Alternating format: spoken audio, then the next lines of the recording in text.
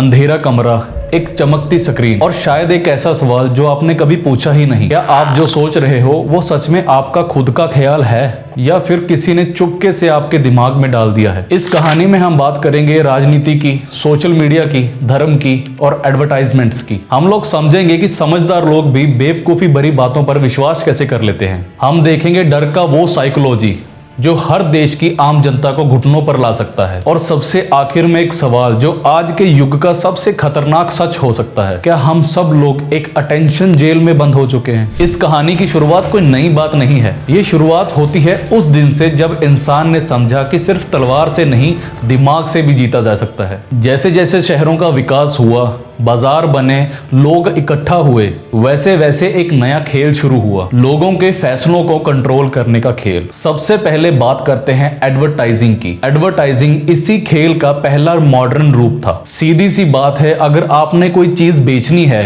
तो अगर आप सिर्फ सच बताओगे तो शायद उसको कोई ना खरीदे, लेकिन अगर आप उसी चीज को खुशी, इज्जत, प्यार या सफलता से जोड़ दोगे तो बिना सोचे लोग अपना पैसा लगा देंगे। इसीलिए एड्स में हमें प्रोडक्ट्स नहीं, सपने दिखाए जाते हैं। फेयर स्किन क्रीम हो या कोई लग्जरी कार, उनकी एड्स में मैसेज एक ही होता है, इसके बिना तुम अधूरे हो। अगर ध्यान से देखो तो बड़े बड़े ब्रांड्स अपने प्रोडक्ट्स की बात ही नहीं करते। फेविकोल को ही देख लो, पहले फेविकोल का एड आता था, उसमें ये कभी नहीं बोलता था कि उसका फेविकोल बहुत ज्यादा स्ट्रॉन्ग है। वो सिर्फ एड में ये दिखाते थे जो टूटने का नाम ही नहीं लेती, क्योंकि फेविकोल ग्लू नहीं, भरोसा और रिश्तों की मजबूती बेचता है। और फिर कैडबरी डेयरी मिल्क को देख लो, वो एक छोटी सी चॉकलेट को सेलिब्रेशन, खुशी और इमोशन बना देता है, क्योंकि कैडबरी चॉकलेट नहीं, खुशी का पल बेचता है। ये मैनिपुलेशन होती है, इतनी स्मूथ कि हमें महसूस भी नहीं होता। फिर आता है धर्म। धर्म खुद में बुरा नहीं होता,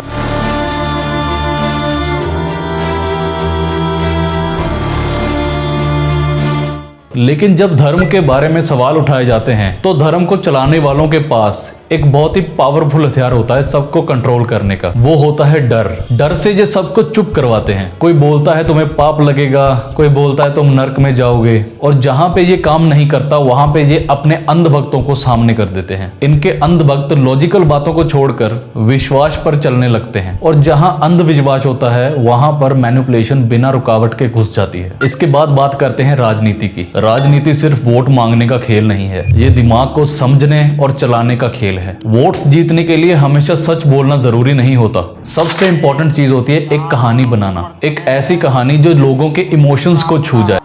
लेकिन मेरे लिए आपकी जिंदगी उससे भी ज्यादा मूल्यवान है। मेरा बाप मोदी है। आपका बाप? हाँ। मोदी हमारा पति, हमारा भाई, हमारा बाप, हमारा गुरु है। नस फाड़ देंगे अभी हम, नस काट लेंगे मोदी के लिए हम। मेरा लिविंग गॉड है वो, लिविंग गॉड। मोदी जी हमारे कलयुग के राम अवतार हैं।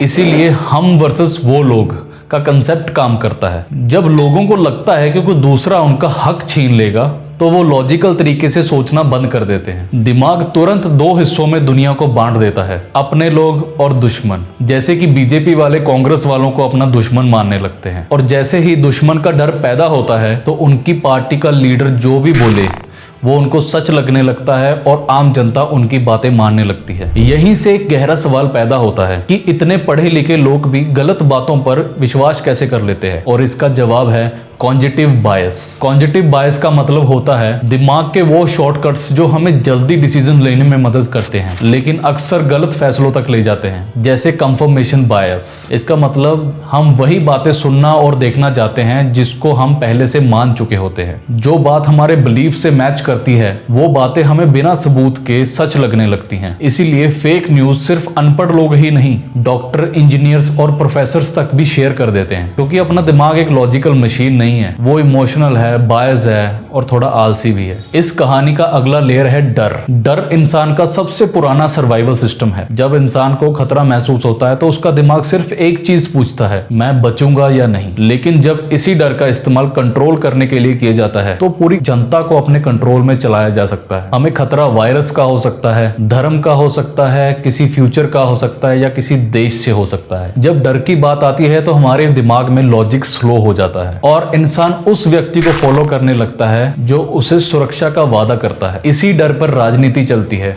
मीडिया चलती है, और पूरी इकोनॉमी भी। अब कहानी का सबसे शांत पर सबसे खतरनाक हिस्सा आता है, सोशल मीडिया। यहाँ आप पर कोई जबरदस्ती नहीं करता, आप अपना ध्यान खुद वहां पर दे देते हो। रील्स, शॉर्ट्स और नोटिफिकेशंस ये सिर्फ एंटरटेनमेंट का सोर्स नहीं है, ये डोपामाइन क्रिएट करने का एक मशीन है। डोपामाइन वो केमिकल है जो दिमाग को रिवॉर्ड सिग्नल्स देता है। हर स्वाइप, हर लाइक और हर नया वीडियो हमारे दिमाग में छोटा सा डोपामाइन हिट देता है और धीरे धीरे हमारा दिमाग इसकी आदत बना लेता है। अटेंशन कम होने लगती है, इमेजिनेशन पावर वीक होने लगती है, किताबें बोरिंग लगने लगती हैं, खामोशी और बेचैनी रहने लगती है और एंजाइटी लेवल्स भी अप होने लगते हैं। सोशल मीडिया की एडिक्शन किसी ड्रग से कम नहीं है। अगर आप लोग किसी को कहते हो कि ड्रग्स छोड़ दो, अल्कोहल छोड़ दो, क्या आप लोग सोशल मीडिया को छोड़ सकते हो? इसीलिए इसको अटेंशन प्रिजन कहा जाता है, एक ऐसी जेल जिसमें ताले नहीं होते, दीवारें नहीं होती, लेकिन उसके बावजूद भी हम लोग बाहर नहीं निकल पाते। आज एडवर्टाइजिंग, राजनीति और सोशल मीडिया